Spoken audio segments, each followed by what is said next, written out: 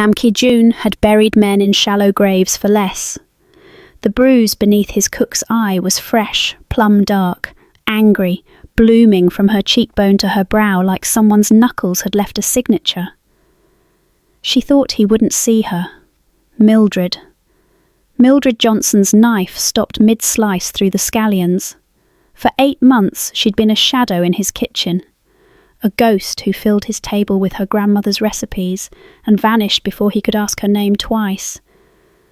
Not tonight. Mildred, look at me. She turned slowly, the lie already forming on her tongue. I tripped on the stairs at my cousin's place. Don't. Nam crossed the pre-dawn kitchen in 4 strides, his polished shoes silent on the marble. He didn't touch her, not yet. He simply stood close enough that she could smell the bergamot and gunpowder that followed him everywhere. His hand rose, fingertips catching her chin with a gentleness that contradicted everything she knew about him. The light from the pendant fixture made the damage worse. Fresh purple layered over fading yellow. This wasn't the first time. This wasn't an accident. Someone had taught her to accept this. Someone was going to learn what happens when you mark what belongs to Nam Ki-jun's house. Who did this to you? 4 words. A question that sounded like a death sentence. If this story already pulled you in, don't just disappear on me. Hit subscribe so you don't miss what happens next. And tell me where you're watching from in the comments. I actually read them all. All right, let's continue. Mildred's alarm doesn't make a sound. She's trained herself to wake at 3:30 a.m. without it. In the darkness of her cramped servants' quarters behind Nam's Beverly Hills mansion, she moves like water, silent and deliberate. By 3:45, she's already in the kitchen, her hands working through muscle memory older than thought itself. This is when she belongs to herself, before the sun, before them. Her grandmother's gumbo recipe lives in her fingertips, the holy trinity of onion, celery and bell pepper hitting hot oil with that particular sizzle that sounds like home. But there's gochugaru in her apron pocket now, Korean chili flakes that transform everything they touch. She learned that from watching Nam's mother years ago, before the old woman stopped looking at her altogether. Mildred has perfected the art of being a ghost. She moves through this kitchen, all marble and steel, cold as a morgue, the same way she moves through every room in this house, eyes down, shoulders curved inward, making herself smaller, quieter, less. The fusion she creates in this pre-dawn darkness is her only rebellion, andouille sausage swimming in gochujang spiked broth, kimchi tucked between okra, her grandmother's file powder meeting doenjang in a way that shouldn't work but does. It's brilliant, it's hers, and no one will ever know. By 5 o'clock a.m, she hears them, the men in suits with their empty eyes and expensive shoes. They drift through the hallways like sharks, and Mildred has learned to sense them before she sees them, the way animals sense storms. There are always 3 in the morning shift. She doesn't know their names. She doesn't want to. One of them enters the kitchen for coffee, and Mildred becomes stone. She keeps her eyes on the cutting board, on the scallions under her knife, each slice precise and mechanical. He stands too close, they always do, pouring his coffee with deliberate slowness. Testing her, waiting to see if she'll look up, if she'll acknowledge the gun-shaped bulge beneath his jacket. She doesn't. He leaves, and she exhales for the first time in 3 minutes. This is survival. This is how you last 22 years in a house that eats people. Mildred learned invisibility from her mother, who cleaned houses in New Orleans until her hands cracked and bled. Make yourself useful, baby, but never make yourself seen, her mama used to say. But her grandmother taught her something different in that kitchen on St. Claude Avenue. She taught her that food was power, that the right dish could speak when you couldn't. That flavour was a language deeper than words. So Mildred cooks, she creates, she disappears into the alchemy of it. By 6 o'clock a.m., the kitchen smells like two worlds colliding, smoky and bright, familiar and foreign, dangerous and safe all at once. She tastes the broth, adjusts the heat, adds a whisper more fish sauce. Perfect. It's always perfect now. But perfection in this house is its own kind of trap. Because Nam notices. He's been noticing for months now, the way he lingers at breakfast, the way his eyes track her movements with something that isn't quite appreciation and isn't quite hunger, but lives somewhere in between. Yesterday he asked her to explain the dish. Not bark an order, asked. And that's when Mildred felt the ground shift beneath her feet. Attention is the last thing she wants. She plates his breakfast now with shaking hands, arranging everything just so. The door to the dining room swings open and she carries the tray through, eyes fixed on the floor. Nam sits alone at the long table, his phone dark for once, his attention fully present. "Mildred," he says, and her name in his mouth sounds like a door opening or closing. She sets the plate down and for one terrible second their eyes meet. I watched Nam's face as he spoke those next words, and something inside me went cold. "I've been watching you for 8 months, Sarah." 8 months. My hand froze halfway to my coffee cup. The cafe noise around us, the hiss of the espresso machine, the chatter of other customers, it all seemed to fade into nothing but static. "What do you mean, watching me?" I tried to keep my voice steady, but it came out smaller than I wanted. He leaned back in his chair with that same unsettling calm, like he was discussing the weather. "I mean exactly that.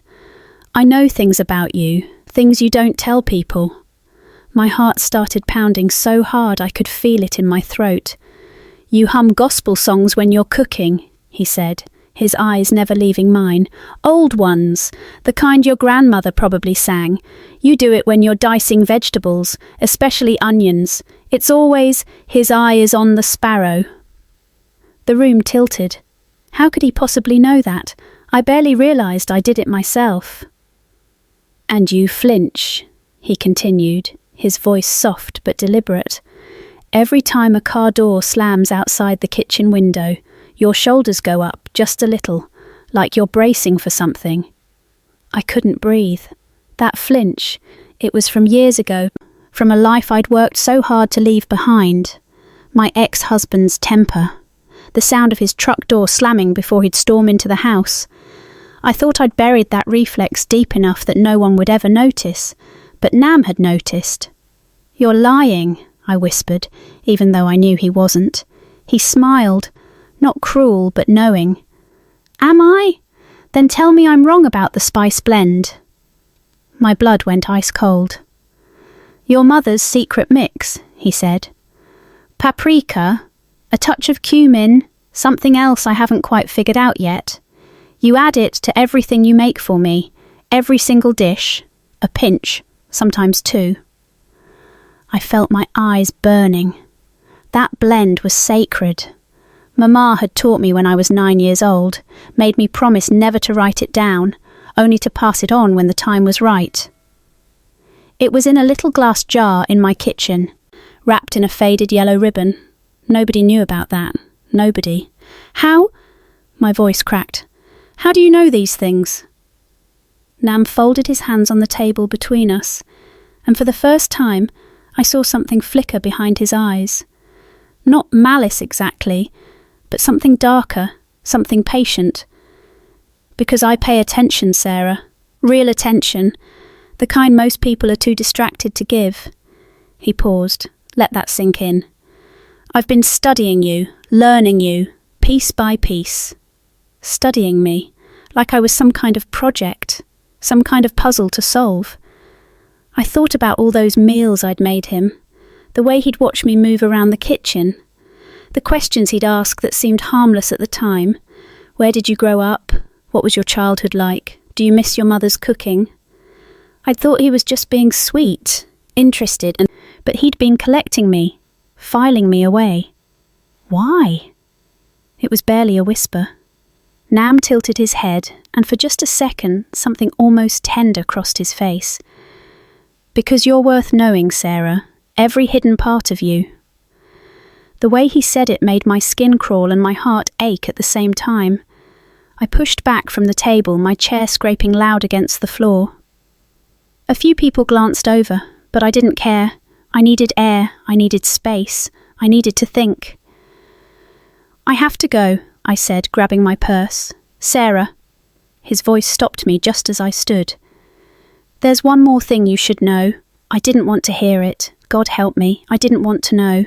But I turned back anyway." Nam looked up at me, and his smile was gone now. His face was deadly serious. "I'm not the only one who's been watching you." I woke to the sound of metal rattling in the darkness. At first I thought I was dreaming, but then I heard it again, violent, deliberate. The iron gate at the front of the estate shaking like something wild was trying to break through. My heart slammed against my ribs as I threw off the covers and grabbed my robe. The clock on the nightstand glowed 12:07 a.m. I should have stayed in bed. I should have called security. But something pulled me forward, some terrible instinct that told me I already knew who was out there. The hallway stretched before me like a tunnel, every shadow deeper than it should have been. My bare feet were silent on the cold marble as I moved toward the front of the house, my pulse roaring in my ears. Through the tall windows, I could see the gate illuminated by the security lights, and there, pressed against the iron bars like a prisoner begging for release, was Michael. But this wasn't the polished, charming man who'd swept me off my feet 6 months ago. This was someone I didn't recognize. His shirt was untucked and wrinkled, his hair wild, his face twisted with something that looked like desperation, or rage, maybe both. I froze 20 feet from the door. That's when he saw me. "Mildred!" His voice cracked through the night air, raw and frantic. "Mildred, open this gate. We need to talk, now." My hand found the wall to steady myself. "Michael, it's midnight. What are you—" $8,000. He cut me off, his fingers wrapping around the bars so tight his knuckles went white. "You owe me $8,000, and I need it tonight." The words hit me like ice water. "I don't owe you anything." "Yes, you do!" He was screaming now, shaking the gate so hard I thought it might tear from its hinges. "The investments I made for us, the ones you asked me to handle, they fell through, Mildred, and now they're coming for me. Do you understand? They're coming for me, and if I don't pay them back—" His voice dropped to something almost inhuman. "They'll come for you too." My legs nearly gave out. "Who's coming? Michael, what did you do?" "What did I do?" He laughed, but there was no humour in it, only something dark and hollow. "I did what you wanted. I tried to build us a future, but it's gone, all of it, and now we're both on the hook." I took a step backward, my mind racing. This man, this stranger at my gate, was the same person who'd held my hand at charity dinners, who'd whispered promises about growing old together, who'd made me feel seen for the first time in years. And now he was standing in the dark, demanding money, talking about people coming for us like we were in some kind of crime thriller. "I never asked you to invest my money," I said, forcing my voice to stay steady. "I never gave you permission to—" "You trusted me!" His scream echoed across the grounds. "You said you trusted me, Mildred. You said I was different. Well, here I am, and I'm telling you, we are in serious trouble if you don't help me fix this." Every instinct in my body screamed at me to turn around, to walk away, to call the police. But his next words stopped me cold. "I have proof," he said, his voice suddenly quiet, controlled. "Proof that you were part of this, your signature, your accounts. If I go down, Mildred—" He leaned closer to the bars, his eyes catching the light like a predator's. "You're coming with me." The world tilted, because in that moment I realised something far more terrifying than Michael's threats. I didn't know what I'd actually signed. Nam's handkerchief was silk. Pure white silk, the kind that costs more than most people earn in a month. And now it was stained with Mildred's blood. He knelt before her, this man who commanded empires from the shadows, and wiped the crimson streak from her split lip with a gentleness that made her chest ache. His touch was careful, deliberate, like she was something precious that might shatter. "Look at me," he said quietly. Mildred's eyes lifted. She expected anger, maybe disgust. What woman shows up at a stranger's mansion, bloodied and desperate, and doesn't expect to be thrown out? But Nam's expression held something else entirely, something that looked almost like fury, not at her, for her. "Who did this?" His voice was velvet wrapped around steel. She opened her mouth, closed it. Where would she even begin? The loan sharks who'd cornered her outside the grocery store. Richard's creditors who'd started calling at midnight. The collectors who'd made it clear that her body could pay what her bank account couldn't. "It doesn't matter," she whispered. "It matters to me." 3 words. That's all it took for the dam to break. The whole ugly truth spilled out. Richard's gambling, the secret loans, the interest that doubled every month like a malignant tumour. The men who'd grabbed her arm in the parking lot yesterday and told her she had 72 hours, the way her hands shook so badly now that she could barely hold a coffee cup. Nam listened without interrupting. His jaw tightened with each detail, a muscle jumping beneath his skin like a caged animal testing the bars. When she finally ran out of words, he set the bloodied handkerchief aside and took both her hands in his. His palms were warm, steady, everything hers weren't. "How much?" he asked. 240,000. The number tasted like ash. But with the interest and the fees they've added, it's probably closer to... "I don't care about the number, Mildred. I care about you." Her breath caught.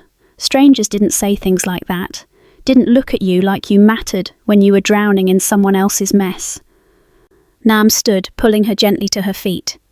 He was taller than she'd realised, broader, the kind of presence that changed the air pressure in a room. "Listen to me very carefully," he said, his hands still holding hers. "Your debts are mine now. Your enemies are mine. Every single person who put fear in your eyes, who made you feel small, who touched you without permission, they answer to me now. You can't just... I can, I am." His thumb traced a circle on the back of her hand. "You belong to this house. Under my protection, no one touches what's mine." What's mine? The words should have frightened her, should have sent her running for the door. This was insane. She'd known this man for barely a week. He was offering to absorb a debt that would crush most people. All for... what? Why would anyone do that? But when she looked into Nam's eyes, she didn't see a predator, she saw something far more dangerous. She saw a man who'd already decided she was worth saving. Why? The question came out broken. "Why would you do this for me?" Nam's lips curved into something that wasn't quite a smile, something darker, more possessive. "Because the moment you walked through that door, bleeding and brave and absolutely refusing to break..." He leaned closer, his voice dropping to a whisper that sent shivers down her spine. "I knew I'd burn down everything in my path before I let them take you." Mildred's heart hammered against her ribs. This wasn't a rescue. This was a claiming. And God help her, she didn't want to run. The restaurant was the kind of place where power brokers made deals that never appeared in newspapers. Crystal chandeliers, white tablecloths so crisp they could cut, and every man in that room controlled more money than most people saw in 10 lifetimes. Mildred felt their eyes on her the moment Nam's hand touched the small of her back, guiding her through the entrance. She wasn't supposed to be here. Everyone knew it. A secretary, an American secretary, on the arm of Nam Taeyang, heir to one of Korea's most respected business empires. The whispers started before they even reached their table, but Nam didn't seem to notice. Or maybe he just didn't care. "Stay close to me," he murmured, his fingers warm against her spine. Not a command, a promise. Her heart hammered as heads turned, conversations pausing mid-sentence. These weren't just wealthy men. These were the gatekeepers of Seoul's elite circles. The ones who decided which families rose and which fell from grace. And Nam had just walked her straight into their judgment. He pulled out her chair himself, another breach of protocol that sent eyebrows climbing. In this world, women like her didn't sit at the main table. They certainly didn't receive the kind of attention Nam was lavishing on her, introducing her by name to each stern-faced businessman, his hand never leaving hers. "This is Mildred," he said simply, as if those two words explained everything. They explained nothing. And that was precisely the problem. She caught the glances between the older men, the way their wives, elegant women dripping in pearls and disapproval, leaned together, lips moving behind delicate hands. Mildred had faced prejudice before, but this was different. This wasn't just about her being American or working class. This was about Nam choosing her, publicly, deliberately. The dinner dragged on, course after course of food she barely tasted. Nam remained attentive, translating conversations, including her in discussions about art and travel, safe topics that skirted around the real question hanging in the air: what is she doing here? Then Vincent Park arrived. Mildred felt the temperature drop before she even saw him. The chatter died to murmurs as a man in his 50s entered, his suit immaculate, his expression carved from ice. Nam's hand tightened on hers. "Vincent," he said evenly, rising to greet him. Vincent's gaze slid past Nam and landed on Mildred. She'd seen hungry looks before, but this wasn't desire. This was calculation, cold, predatory. "Nam," Vincent said, his English perfect but clipped. "I didn't realise you were bringing guests." The pause before guests was deliberate, cutting. "Mildred is with me," Nam replied, and there was steel beneath those simple words. Vincent smiled, but it never reached his eyes. "Of course. How modern of you." He turned to Mildred, giving her a slight nod that somehow felt like dismissal. "I hope you're enjoying our country, miss." "Mildred will do," she said quietly, refusing to look away. Something flickered in Vincent's expression. Approval? Contempt? She couldn't tell. "Enjoy your evening," he said to Nam, but his tone suggested the opposite. As he moved away to join another table, Mildred saw him lean toward an older gentleman, whispering words that made the man's eyes snap toward her and Nam. Nam's jaw tightened. "We're leaving." "But the dinner, now." He stood, helping her to her feet with the same careful attention he'd shown all evening, but now there was urgency beneath it. As they walked toward the exit, Mildred felt every eye in that room tracking their departure. In the car, silence stretched between them. Nam stared out the window, his hand still gripping hers. "What just happened?" she finally asked. He turned to face her, and what she saw in his eyes made her breath catch. Not regret, not shame. Fear. "I just made you a target," he said quietly. "And Vincent Park doesn't miss." The first light hadn't even broken through the curtains when Mildred heard it. Not a knock. A crash. Her bedroom door exploded inward, splintering at the hinges. Men in bulletproof vests stormed through like a military operation, FBI across their chests in bold white letters, guns drawn, voices barking commands that blurred together into chaos. "Mildred Tran, hands where we can see them." She sat up in bed, her silk nightgown twisted around her knees, her heart hammering so hard she thought it might crack a rib. This had to be a mistake. Some terrible, horrible mistake. "You've got the wrong person. Step out of the bed," Now." She complied, barefoot on the cold marble floor, her hands trembling as she raised them. Behind the federal agents, Chicago PD officers flooded the hallway, their radios crackling with codes she didn't understand. They weren't here to ask questions. They were here to take her.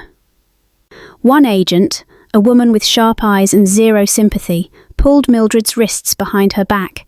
The metal cuffs bit into her skin, cold and unforgiving. "Mildred Tran, you're under arrest for conspiracy to commit money laundering, wire fraud and racketeering." The words didn't make sense. They couldn't. She'd spent her entire life being careful, being clean, staying on the right side of every line Nam had drawn. She wasn't the one who made the deals. She wasn't the one who moved the money. "I didn't do anything," she whispered, her voice cracking. "Please, there's been a mistake. Tell it to the judge." They dragged her down the grand staircase she'd walked 1,000 times, past the oil paintings and the crystal chandeliers and the life she'd built brick by fragile brick. Staff members stood frozen in doorways, their faces pale with shock.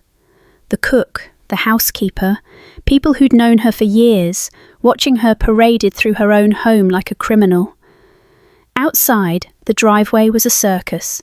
News vans lined the gate, cameras already rolling, reporters shouting questions she couldn't hear over the roar in her ears. Neighbours peeked through curtains. Flashbulbs popped like fireworks. This was a spectacle, a public execution. And somewhere, she knew Michael was watching. They shoved her into the back of an unmarked sedan, her head forced down like she was already guilty. The door slammed shut, sealing her inside with 2 agents who didn't speak, didn't look at her, didn't care that her entire world had just detonated. As the car pulled away from the mansion, Mildred caught a glimpse of the scene behind her. More agents carrying boxes, filing cabinets being hauled out, her life dissected and displayed for the world to judge. Her mind raced, grasping for logic in the madness. Evidence. They said they had evidence, but what evidence?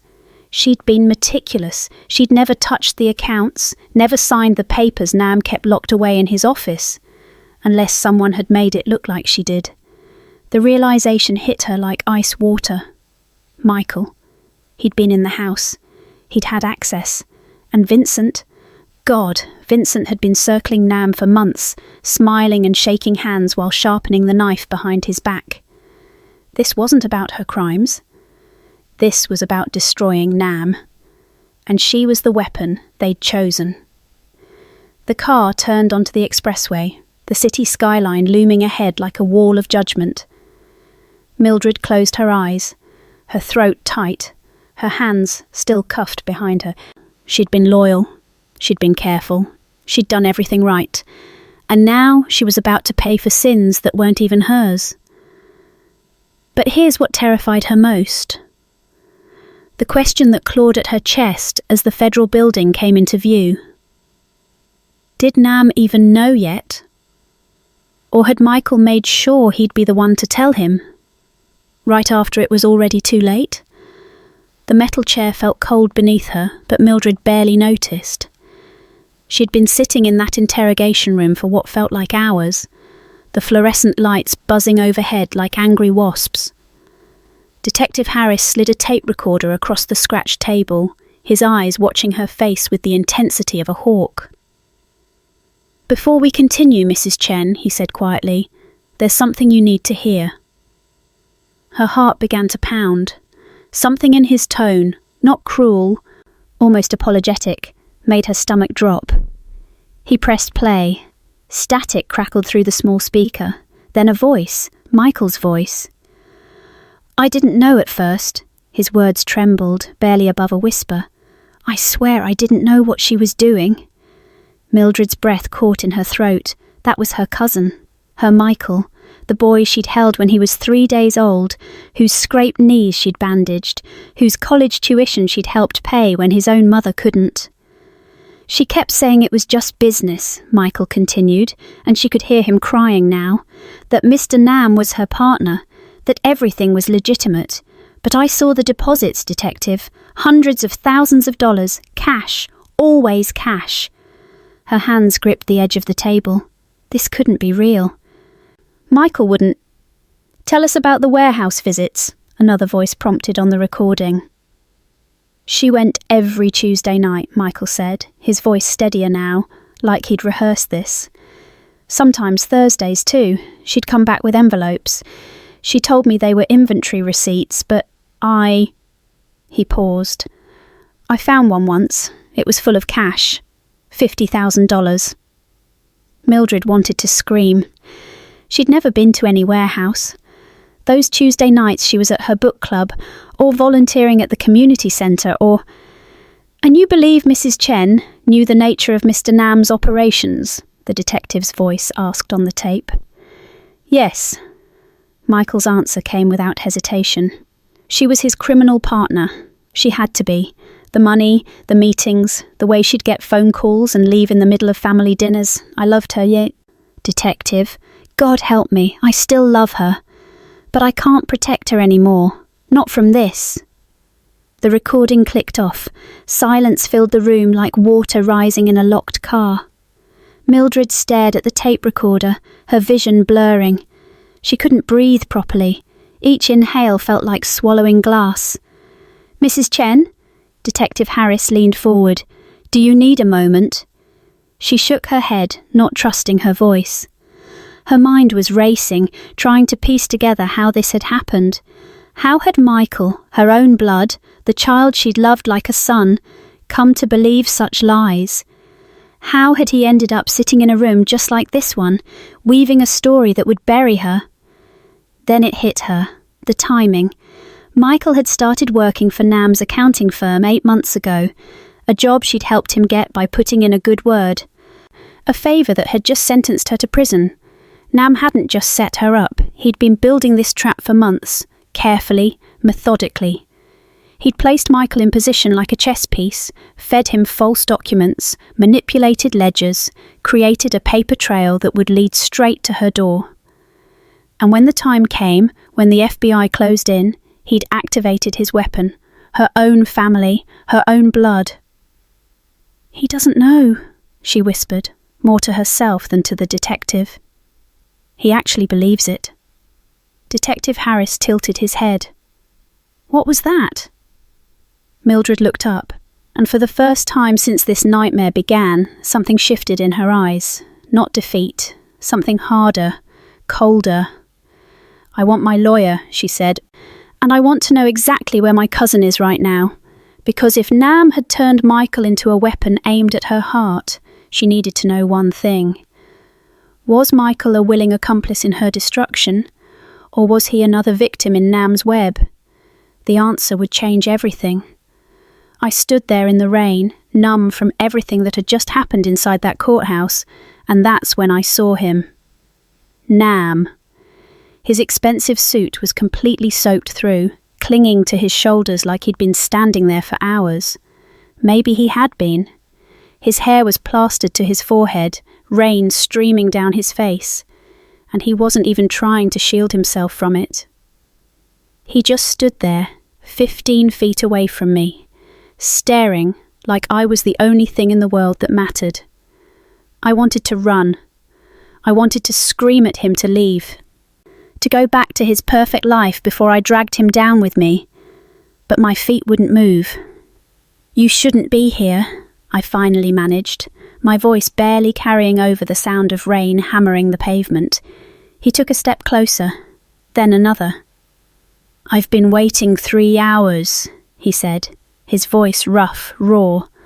They wouldn't let me in, wouldn't let me see you. So I waited out here. My chest tightened. Nam, this isn't your fight. You need to go home. You need to forget about me before... Before what? He cut me off, and there was something wild in his eyes now, something I'd never seen before. Before I throw away my reputation? Before my family disowns me? Before I lose everything I've worked for? I nodded, tears mixing with rain on my face. Yes. Exactly that. He laughed, but it wasn't a happy sound, it was broken. Desperate. You think I care about any of that? He was close now, so close I could see the way his hands were trembling. You think I've been lying awake every night worrying about what my father thinks, what the firm thinks, what anyone thinks? You should, I whispered. You should care. You've worked so hard. I love you. 3 words. That's all it took to shatter me completely. I love you enough to burn every bridge I've built. His voice cracked, and he reached for my hands, gripping them like I might disappear if he let go. I will walk away from all of it if that's what keeps you breathing. Do you understand me? The firm, the family name, the future they planned for me. None of it means anything if you're not in it. I shook my head, trying to pull away. You don't mean that. You can't mean that. Try me. His eyes locked onto mine with terrifying honesty. Give me one reason, just one, why I should choose a life that doesn't have you in it, and I'll walk away right now. The rain poured harder, thunder rumbling somewhere in the distance. Everything in me wanted to give him that reason, to list all the ways I was wrong for him, all the ways this would destroy him. But standing there, looking into his eyes, I couldn't find the words. Because the truth was, I loved him too. God help me, I loved him so much it hurt. They'll destroy you, I finally whispered. Your family, the firm, everyone. They'll tear you apart for this, for me. He smiled then, sad and beautiful and completely unafraid. Then let them try. He pulled me against him and I collapsed into his chest, sobbing as his arms wrapped around me like a shelter from everything dark and broken in the world. The rain kept falling, soaking us both, but neither of us moved. I'm not letting you go, he murmured into my hair. Not now, not ever. Whatever comes next, we face it together. I wanted to believe him. I wanted to believe that love could be enough. But as I clung to him in that storm, I couldn't shake the feeling that we'd just crossed a line we could never uncross. And somewhere in the darkness, someone was watching, waiting, ready to make us both pay. The envelope arrived on a Tuesday morning in March, 5 years to the day after Marcus first walked into Jinae's kitchen with nothing but a backpack and a prayer. Jinae's hands trembled as she held it. The Michelin Guide logo gleamed in the early light filtering through the restaurant windows. Marcus stood behind her, his chin resting on her shoulder, both of them afraid to breathe. "Open it," he whispered. She tore the seal. Her eyes scanned the words once, twice, then her knees buckled. Marcus caught her, and they sank to the floor together, the letter fluttering between them like a white flag of victory. 2 stars. 2 Michelin stars. Harmony Table, the restaurant they'd built from dreams and desperation, from midnight recipe experiments and brutal honesty, had just joined the ranks of culinary excellence that Jinae had once thought she'd lost forever. She pressed her face into Marcus's chest and sobbed. Not sad tears, not angry tears. These were something new entirely. Relief, maybe? Or redemption? Or just the simple, staggering weight of being seen after years of hiding?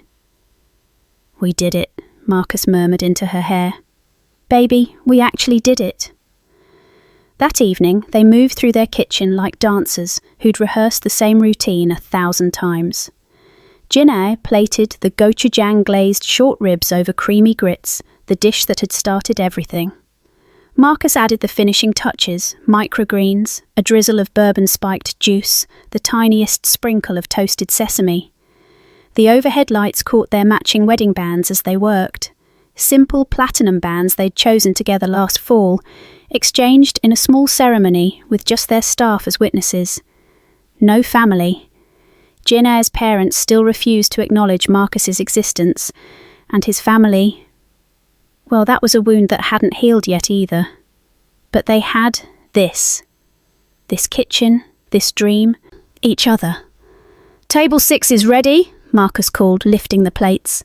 Jin Ae watched him move through the dining room, his once hollow cheeks now filled out, his eyes bright with purpose instead of haunted by addiction.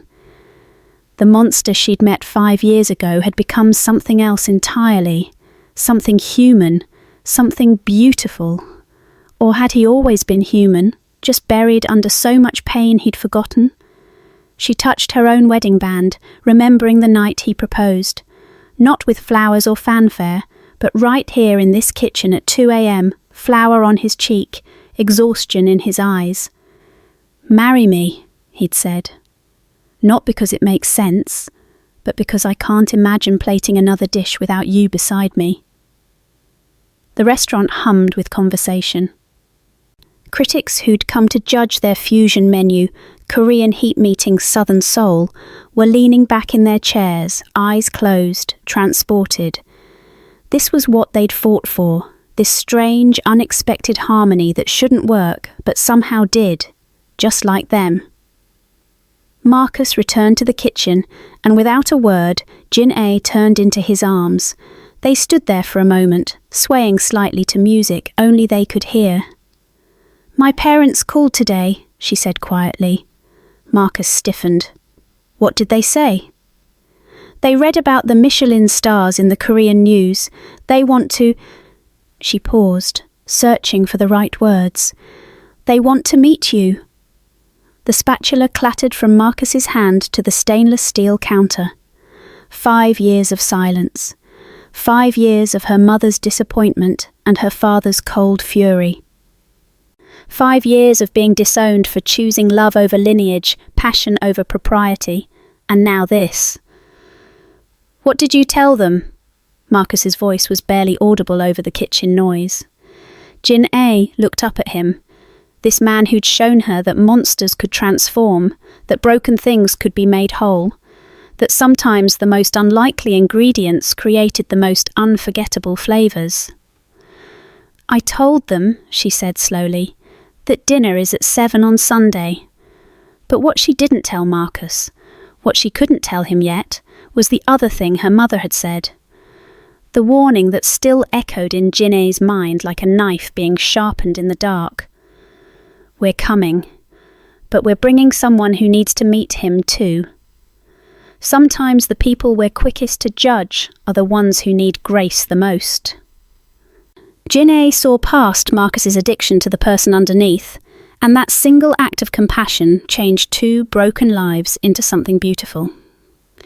Second chances aren't just given, they're earned through showing up every single day, even when it's hard. Marcus didn't just say he'd change, he proved it, 1 dish at a time, 1 sober morning at a time. And here's the truth that matters most. Redemption doesn't happen in grand gestures. It happens in quiet kitchens at 2 a.m, in choosing honesty over comfort, in building something meaningful with someone who believes in you when the whole world has given up. Love isn't about finding someone perfect. It's about finding someone worth fighting for, then fighting together. Thank you so much for watching this story with me. Your time means everything. And I hope Jin Ae and Marcus's journey touched your heart the way it touched mine. I'll see you in the next video. Until then, remember, you're never too broken to start again.